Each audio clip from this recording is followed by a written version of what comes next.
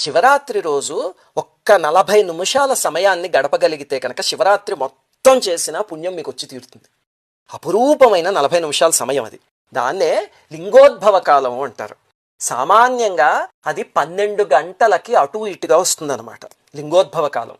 ఈ సంవత్సరం లింగోద్భవ కాలం ఎప్పటి నుంచి ఎప్పటి వరకు ఉంది అనేది వీడియో కింద డిస్క్రిప్షన్లో ఇస్తాం.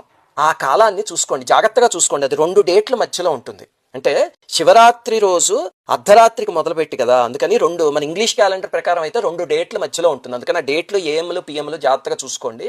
ఆ లింగోద్భవ కాలంలో పరమేశ్వరుణ్ణి అర్చించగలిగితే శివరాత్రి మొత్తం చేసిన ఫలితం వచ్చేస్తుంది మీకు.